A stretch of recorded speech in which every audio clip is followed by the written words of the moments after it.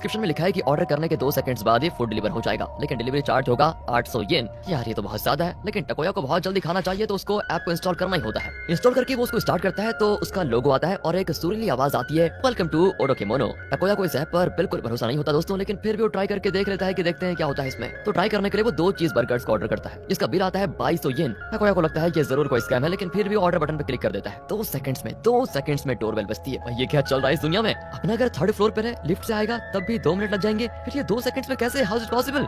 जरूर कोई और होगा। ये सोचकर वो दरवाजा खोलता है तो वहाँ पर एक लड़की उसका ऑर्डर लेकर खड़ी होती है। टकोया पूछता है ये आपने कैसे किया? वो कहती है अरे कैसे किया, यही तो हमारी ऐप की स्पेशलिटी है, एनीथिंग इन 2 सेकंड्स ओनली, इसलिए हम डिलीवरी के 800 येन चार्ज करते हैं। एंजॉय योर फूड सर, और रोज ऑर्डर कीजिएगा। ये कहकर दोस्तों वो चली जाती है। टकोया को अब भी विश्वास नहीं होता कि ये बर्गर है या कुछ और। इतने में युकारी भी नहाकर आ जाती है और बर्गर को देखकर चौंक जाती है कि यार इतने जल्दी कैसे ऑर्डर किया तुमने? टकोया कहता है जरा चेक करके बताओ खाना कैसा है। मुझे लगता है ये कोई पुराना बर्गर है जिसे ये लोग गर्म करके लेकर आ गए अभी, तभी इतनी जल्दी आ गया ये। और युकारी उसकी बात नहीं सुनती और तुरंत खाने लग जाती है। उसका टेस्ट करके वो कहती है कि यार मैंने जिंदगी में कभी इतना टेस्टी चीज बर्गर खाया नहीं। खाने के बाद वो कोई फेस पैक लगाकर बैठी होती है तो टकोया कहता है ओटोडोकेमोनो नाम का एक ऐप है जो 2 सेकंड्स में कुछ भी डिलीवर करता है, मुझे समझ नहीं आ रहा ये कैसे हो सकता है। युकारी कहती है तुम ना घर पर बैठे बैठे इतने बोर हो रहे हो कि तुम्हें वक्त का लिहाज ही नहीं रहा, मुझे उल्लू मत बनाओ समझे। कहकर वो अपना लोशन निकालती है, लेकिन वो बोतल खाली हो चुका था। अब वो परेशान हो जाती है कि मैं क्या करूं। टकोया कहता है तुम मुझे बिलीव नहीं कर रही थी ना, है ना? तो ये देखो अब मैं उस ऐप पर लोशन ऑर्डर करता हूँ। कहकर दोस्तों वो लोशन ऑर्डर करता है और ऑर्डर बटन दबाने के 2 सेकंड के बाद ही डोरबेल बजती है। वो दरवाजा खोलते हैं तो वही डिलीवरी गर्ल लोशन लेकर हाजिर हो जाती है। युकारी को अब भी विश्वास नहीं होता। वो टकोया से कहती है जरूर तुम कोई गेम खेल रहे हैं मेरे साथ, तुम्हें पता था लोशन खत्म हो चुका है, इसलिए तुमने पहले से उस लड़की को लोशन लाने के लिए रेडी करके रखा हुआ था, हैं? टकोया कहता है अरे मैं तो उसको जानता तक नहीं। हाँ ठीक है, अगर तुम्हारी बात सच है तो उस ऐप से कुछ और ऑर्डर करके देखती हूँ फिर देखेंगे। कहकर दोस्तों वो टॉयलेट पेपर ऑर्डर करती है। 2 सेकंड में वही लड़की सामान लेकर फिर हाजिर। फिर वो ड्रेस शूज और कई चीजें ऑर्डर करती है और चीजें सिर्फ 2 सेकंड्स में लेकर वो लड़की आ जाती है। साथ ही साथ वो अमेरिकन डिश ऑर्डर करते हैं जो जापान में नहीं मिलता, वो भी 2 सेकंड में डिलीवर हो जाता है। और टेस्टी उसका तो कोई जवाब ही नहीं। टकोया को लगता है कि इस ऐप में जरूर कोई रहस्य है, वरना एक इंसान इतनी तेजी से कैसे ये सारी चीजें कर सकता है और हर बार वही लड़की क्यों आ रही है, ये भी कोई रहस्य है। वो कहता है कि कॉरिडोर का लाइट जलता रहता है, लेकिन जब वो लड़की आइटम्स लेकर आती है तो लाइट ऑफ हो जाते हैं। मुझे लगता है वो लड़की किसी दूसरी जगह पर है और अचानक यहाँ पर टेलीपोर्ट हो जाती है। पर दोस्तों युकारी तो अलग ही लेवल पर सोचने लगती है। वो कहती है वो जहाँ से भी आती है ना, हमें उससे क्या मतलब, हमें तो ये देखना चाहिए कि ऐप से अपना क्या फायदा होगा। तो दोस्तों वो झट से ऐप पर 1 मिलियन येन ऑर्डर करने जाती है, लेकिन उन्हें ऑर्डर करने के लिए इन्हें 1 मिलियन येन प्लस 800 येन देने पड़ेंगे। वो समझ जाते हैं कि इस ऐप में पैसे ऑर्डर करना तो पागलपन है। फिर वो ट्रेजर टाइप करके देखती है पर वो एरर दिखाता है क्योंकि ये कोई प्रोडक्ट है ही नहीं। अब दोस्तों वो टेलीपोर्टेशन डोर करके टाइप करती है, अरे वही एनीवे डोर जो डोरेमोन के पास होता था, पर वैसा कोई डोर उस ऐप में होता नहीं। युकारी बहुत सोच कर उसमें टाइप करती है कि पिछले साल टकोया ने अपना वेडिंग रिंग खो दिया, हमें वो रिंग चाहिए। ये ऑर्डर तो प्लेस भी हो जाता है। भाई कैसे? यही नहीं दोस्तों, रिंग के पैसे भी नहीं मांगता वो ऐप और सिर्फ इनको डिलीवरी चार्जेस 800 येन देने होते हैं। और क्या था, 2 सेकंड्स में डोरबेल बजती है और वही लड़की रिंग लेकर आ जाती है। ये लोग उसकी जांच करके चौंक जाते हैं क्योंकि ये टकोया की रिंग है दोस्तों। बहुत खतरनाक चीज हो गई इनके साथ, मतलब ऐप वाले लोग उस रिंग को ढूंढ कर लेकर आ गए और वो भी 2 सेकंड में, कैसे? और ऊपर से उन्होंने डिलीवरी चार्ज लिया, रिंग के पैसे लिए ही नहीं। एंड अब ये लोग इस बात को भी नोटिस कर लेते हैं कि ये लोग कोई भी चीजों को भी ढूंढ कर लेकर आते हैं। दोनों करीब करीब इस ऐप की एडिक्ट हो चुके थे और खासकर युकारी, वो तो पागल ही होती जा रही थी। कई साल पहले उसका एक डॉगी खो गया था, वो अब इस ऐप पर डॉगी मांगती है तो सिर्फ उसको 800 येन वो ऑर्डर करने के देने होते हैं। एंड वो लड़की एक बॉक्स में कुछ लेकर आ जाती है 2 सेकंड में। जब वो खोलकर देखते हैं तो डॉगी की हड्डियां पड़ी होती हैं। वो समझ जाते हैं कि डॉगी मर गया होगा, इसलिए वो सिर्फ हड्डियां ला पाए। युकारी इस पर नहीं रुकती दोस्तों, वो टाइप करती है मुझे अपना डॉगी जिंदा चाहिए। वो भी प्लेस हो जाता है भाई, और इनका डॉगी 10 साल पहले जैसा था उसी तरह जिंदा डिलीवर हो जाता है। ओह माय गॉड, युकारी की खुशी का ठिकाना नहीं होता। लेकिन टकोया वो बौखला जाता है कि ये लोग पास में कोई भी चीजें ही नहीं बल्कि मरे हुए लोगों को भी जिंदा करके ला सकते हैं। ये तो कुछ बहुत बड़ा लोचा लग रहा है। अगले दिन युकारी हॉस्पिटल जाती है तो एक बुजुर्ग पेशेंट बहुत देर से कुछ ढूंढ रहा होता है। युकारी पूछती है अंकल जी क्या हो गया? वो कहते हैं मैं अपनी घड़ी ढूंढ रहा हूँ बेटा। युकारी बताती है जब आप हॉस्पिटल में आए थे तब आपके पास कोई घड़ी नहीं थी। अब ये सुनकर वो बहुत परेशान हो जाते हैं। युकारी कहती है आप डरते क्यों हैं, जब आप डिस्चार्ज हो जाएंगे तो नई घड़ी खरीद लेना। और वो कहते हैं वो कोई मामूली घड़ी नहीं थी जो पैसों से खरीदी जा सके, वो मेरी वाइफ ने मुझको दी थी। घड़ी तो मैं खरीद सकता हूँ लेकिन मेरी स्वर्गवासी पत्नी को मैं वापस नहीं ला सकता ना, इस बात का मुझे बहुत दुख है। और दोस्तों यहाँ पर युकारी के दिमाग में अपनी माँ के बारे में कोई चीजें आती है। वो अपनी माँ को याद करती है क्योंकि उसकी माँ पहले चल बसी थी।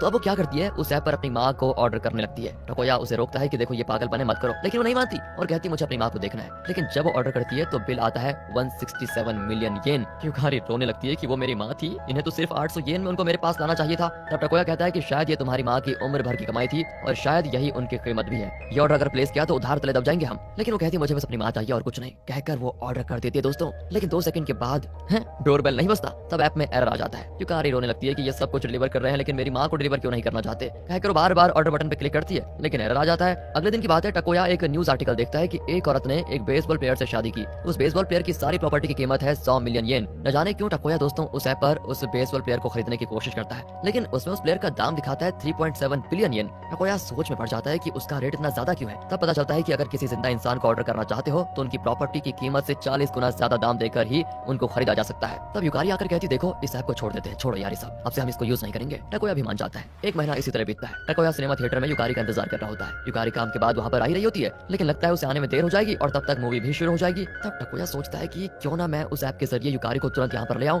मुझे लगता है ऐप वाले लोग टेलीपोर्टेशन का इस्तेमाल करते हैं। ये सोचकर वो ऐप पर अपनी वाइफ को ऑर्डर करता है और सिर्फ 800 येन में 2 सेकंड में युकारी वहाँ पर डिलीवर हो जाती है और वही लड़की उसको लेकर आती है। युकारी की समझ में नहीं आता कि वो यहाँ पर कैसे आए। दोनों मूवी के बाद घर जा ही रहे होते हैं तो युकारी बहुत नाराज होती है। टकोया उससे माफी मांगता है कि तुम्हें बिना बताए मैंने वो ऐप यूज कर लिया, उसके लिए सॉरी। लेकिन युकारी कहती है मुझे उसका गुस्सा नहीं है, उन ऐप वालों ने मेरा कोई रेट ही नहीं रखा और सिर्फ डिलीवरी चार्जेस में ही मुझे यहाँ तक लेकर आ गए। अरे कोई कीमत तो होनी चाहिए ना मेरी। टकोया कहता है कि हम दोनों हस्बैंड वाइफ है ना, इसलिए जो तुम्हारा है वो मेरा है और जो मेरा वो तुम्हारा, इसलिए शायद उन लोगों ने मुझे और कोई चार्ज नहीं किया। इसीलिए कल अगर तुम मुझे ऑर्डर करोगी ना तो तुम्हें भी मैं मुफ्त में मिल जाऊंगा, सिर्फ डिलीवरी चार्जेस देने पड़ेंगे तुमको। इस तरह की गपशप चल रही होती है कि तभी उनको एक बात सूझती है दोस्तों। अब अगले दिन से वो अपना प्लान एग्जीक्यूट करते हैं। युकारी रोज हॉस्पिटल में काम करके थक जाती है तो वो बस या पकड़ कर घर आती थी और आते आते भी बहुत थक जाती थी। लेकिन अब जैसे ही उसका काम खत्म होता है वो टकोया को कॉल करती है और वो ऐप खोलकर उसमें युकारी को ऑर्डर करता है। 2 सेकंड में वो घर पहुंच जाती है। युकारी इस तरह थकती भी नहीं। एंड इस तरह जब युकारी किसी फंक्शन में होती है और टकोया वहां आने का बहाना कर रहा होता है तो युकारी उस ऐप में टकोया को ऑर्डर कर देती है और तब टकोया को वहां आना ही पड़ता है। इस तरह ये दोनों उस ऐप को एक टेलीपोर्टेशन डिवाइस की तरह यूज करते हैं और जब इनको हॉलिडे पे कहीं जाना होता है तो दोनों के फ्लाइट टिकट्स में 60,000 येन खर्च हो जाते थे। लेकिन इस ऐप के आने के बाद टकोया 30,000 येन में अकेला उस जगह का फ्लाइट पकड़ लेता है और फिर वहां पर जाकर इस ऐप के जरिए 800 येन का डिलीवरी चार्ज देकर युकारी को वहां पर टेलीपोर्ट कर लेता है। इस तरह दोस्तों इन लोगों के बहुत सारे पैसे बच जाते हैं और मजे से ये दुनिया भी घूमते हैं। युकारी उस बुजुर्ग पेशेंट की खोई हुई घड़ी को ऐप पर ऑर्डर करती है और उन्हें दे देती है। वो भी बड़े खुश होते हैं और पूछते हैं ये तुम्हें कहाँ मिली बेटा। युकारी कहती है आपने मुझे इस घड़ी के बारे में इतना कुछ बता दिया था कि मुझे लगा कि इसको ढूंढ कर ही आपको दे दूं। कई जगह ढूंढा मैंने तब जाकर ये मुझे मिल गई। कुछ दिन दोस्तों इस तरह आराम से इनके दिन गुजरते हैं। इनका वेडिंग एनिवर्सरी आता है लेकिन उस दिन भी युकारी काम पर जाती है और टकोया को प्रॉमिस करती है कि 7 बजे तक मैं घर पहुंच जाऊंगी। यहाँ टकोया उसके लिए डिनर तैयार करके रखता है और उसे सरप्राइज देना चाहता है। वो युकारी को कॉल करता है तो वो कहती है अभी अभी तो काम खत्म हुआ है और आज मुझे फ्रेंच रेस्टोरेंट में खाने का मन कर रहा है, तुम यहाँ पर आ जाओ। टकोया कहता है कि मजाक छोड़ो, आज अपनी एनिवर्सरी है और मैं तुम्हारे लिए इतना अच्छा तैयार करके रखा हुआ हूँ। पर वो जिद करती है दोस्तों कि नहीं मुझे फ्रेंच फूड खाना है, तुम यहाँ पर जल्दी आ जाओ। टकोया गुस्से में कॉल काट देता है। ये ऐसे नहीं मानेगा। ये सोचकर युकारी उस ऐप में टकोया को ऑर्डर करने लगती है तो घर पर बैठा टकोया उसी ऐप पर युकारी को ऑर्डर करने लगता है और दोनों एक ही टाइम पे एक दूसरे को ऑर्डर कर देते हैं। ओ माय गॉड, अब क्या होगा। 2 सेकंड में दोनों अपनी अपनी जगह से गायब हो जाते हैं। टकोया खुद को एक अजीब जगह पर पाता है जहाँ हर तरफ दरवाजे ही दरवाजे होते हैं। अचानक एक दरवाजा खुलता है और वही डिलीवरी गर्ल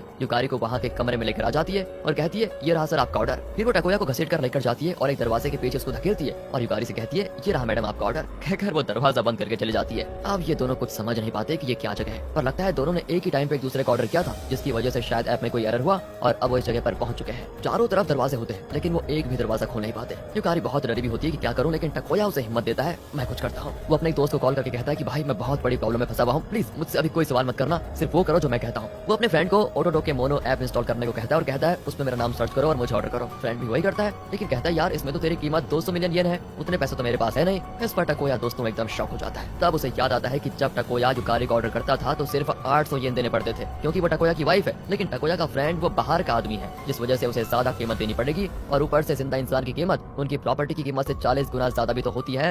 तब युकारी को एक तरकीब सोचती है। वो उसमें एक ऐसा पेपर ऑर्डर करती है जिसमें यहाँ से बचने का रास्ता लिखा हो, लेकिन वो एरर दिखाता है। अब इनको एहसास हो जाता है कि वो यहाँ बिल्कुल फंस चुके हैं, बाहर नहीं निकल पाएंगे। अपने किस्मत को स्वीकार करके वो यहीं पर रहने लग जाते हैं। 3 महीने बीत जाते हैं दोस्तों यहाँ पर इनके। अपने घर से अपनी जरूरत की सारी चीजें वो उसी ऐप पर ऑर्डर करते हैं और वो सब यहाँ डिलीवर हो जाता है। वो अपने डॉगी को भी यहाँ पर ऑर्डर करके लेकर आ जाते हैं। इन्हें सिर्फ डिलीवरी के 800 येन देने पड़ते हैं। धीरे धीरे वो अजीब जगह को भी अपना घर जैसा बनाने लग जाते हैं। खाने को ऑर्डर करते हैं तो वह डिलीवरी गर्ल लेकर आती है। यहाँ टकोया और युकारी के अलावा सिर्फ एक लड़की आती है। ये दोनों यहाँ से दोस्तों कहीं भी नहीं जा सकते। देखते ही देखते 1 साल बीत जाता है। इस जगह पड़े पड़े ये दोनों दिमागी तौर पर अपना बैलेंस खोने लगते हैं। इसी बीच युकारी का डॉगी हमेशा टकोया को तंग करता रहता है। टकोया युकारी को भी डांटता है कि अरे अपने डॉगी को संभाल नहीं सकती क्या। पर युकारी कहती है अरे उसे कुछ भी कर लो, मुझे कोई फर्क नहीं पड़ता, मैं तो तुम्हारा चेहरा भी नहीं देखना चाहती। टकोया चिल्लाता है कि हमारे साथ जो हो रहा है उसका जिम्मेदार सिर्फ मैं नहीं हूँ, तुम भी हो। अच्छा अब मैं जिम्मेदार हूँ। सबसे पहले इस ऐप को किसने ट्राई किया था बताओ, तुमने ना। सारी मुसीबत की जड़ तुम हो, सिर्फ तुम। एंड दोस्तों इनकी तू मैं अचानक टकोया गुस्से में युकारी को चांटा मार देता है। वैसे आज तक इन दोनों ने कभी एक दूसरे पर हाथ तक नहीं उठाया था, लेकिन आज टकोया ने जो किया युकारी उसे बर्दाश्त नहीं कर पाती। टकोया भी रोने लगता है कि ये मैंने क्या कर दिया। तब उसको एक आइडिया आता है। वो युकारी को बताता है कि देखो यहाँ से निकलने का एक तरीका है, बाहर से कोई हमें ऑर्डर नहीं कर सकता क्योंकि कीमत बहुत ज्यादा होगी, लेकिन हस्बैंड के लिए वाइफ फ्री है और वाइफ के लिए हस्बैंड सिर्फ 800 डिलीवरी का चार्ज देना पड़ेगा। इसलिए हम दोनों डाइवोर्स कर लेते हैं, सारा पेपर वर्क ऑनलाइन हो जाएगा, फिर मैं ऑनलाइन में ही दूसरी लड़की से शादी कर लूंगा, फिर उसे कहूंगा कि मुझे वो इस ऐप पर ऑर्डर करे। जब वो ऑर्डर करेगी तो मैं बाहर निकल पाऊंगा, फिर मैं उसको डाइवोर्स करके तुमसे ऑनलाइन शादी कर लूंगा और फिर तुम्हें ऑर्डर कर लूंगा। इस तरह हम दोनों बाहर निकल पाएंगे। उसकी बातें सुनकर युकारी कहती है अच्छा लगता है तुमने मुझे छोड़ने का फैसला कर ही लिया है। अरे ये क्या कह रही हो, मैं तुम्हें छोड़ कैसे सकता हूँ। युकारी कहती है अच्छा यहाँ से बाहर निकलने के बहाने तुम मुझे डाइवोर्स देकर किसी दूसरी के साथ खुश रहना चाहते हो है ना। टकोया कहता है ऐसा नहीं है यार, हमारे पास इसके अलावा कोई चारा भी तो नहीं है, बाहर से हमें कोई 200 मिलियन देकर नहीं खरीदने वाला। अगर तुम मुझ पर विश्वास नहीं करती हो तो फिर तुम ही सोचकर बताओ कि क्या करना है। युकारी को कुछ नहीं सोचता और वो टकोया टकोया के प्लान के लिए मान जाती है। अब टकोया इंटरनेट पर टिंडर जैसा कोई ऐप खोलकर लड़कियों से ऑनलाइन बातचीत करता है। एक लड़की को तो वो रिंग दिखाकर पूछता है, क्या तुम मुझसे शादी करोगी? शादी का रजिस्ट्रेशन भी ऑनलाइन ही कर लेंगे। पर वो लड़की कहती है, अरे ऐसे कैसे हम दोनों शादी कर सकते हैं, एक बार तो मिल तो लो मुझसे, फिर हम डिसाइड करेंगे, जब मिलोगे तब बात करना, कहकर वो कॉल कर देती है। इस तरह कई लड़कियां टकोया को रिजेक्ट कर देती हैं दोस्तों। एंड वो तंग आकर युकारी को देखने जाता है, लेकिन वो वहाँ पर होती नहीं। वो घबराकर युकारी को कॉल करता है तो वो कहती है, तुमने क्या सोचा है कि मैं वहीं पड़ी रहूंगी? मैं वहाँ से बच निकली हूँ। टकोया चौंकर पूछता है, तुम कैसे बच निकली? युकारी कहती है कि मेरे लिए 200 मिलियन येन देने के लिए एक इंसान तैयार हो गया था, उसी ने मुझे उस ऐप पर खरीद लिया था। असल में वो बुजुर्ग पेशेंट ही वो इंसान है जिसने 200 मिलियन देकर युकारी का ऑर्डर किया था। वो बहुत धनी आदमी था दोस्तों। युकारी ने उनकी घड़ी वापस कर उनका दिल जीत लिया था और इसी वजह से वो युकारी के लिए इतने पैसे देने को तैयार हो गए। अब ये जानकर टकोया कहता है कि अगर तुम बाहर निकल चुकी हो तो प्लीज जल्दी से मुझे ऑर्डर कर दो, मैं यहाँ पर एक पल भी नहीं रह सकता। युकारी कहती है, सॉरी टकोया, लेकिन मेरे पास तो 200 मिलियन है ही नहीं। टकोया कहता है, 200 मिलियन की क्या जरूरत है, तुम मेरी वाइफ हो, तुम्हें सिर्फ 800 देने पड़ेंगे। तब युकारी कहती है कि अगर मैं तुम्हारी वाइफ होती तब ऑर्डर फ्री होता ना। ओहो, तो यहाँ पर खुलता है खतरनाक ट्विस्ट। असल में युकारी ने उस जगह से बाहर आते ही टकोया को डाइवोर्स कर दिया था और उस बुजुर्ग पेशेंट से शादी कर ली थी, इसलिए अब वो टकोया की वाइफ नहीं रही। वो कहती है कि मेरे पास 200 मिलियन नहीं है जिससे मैं तुम्हें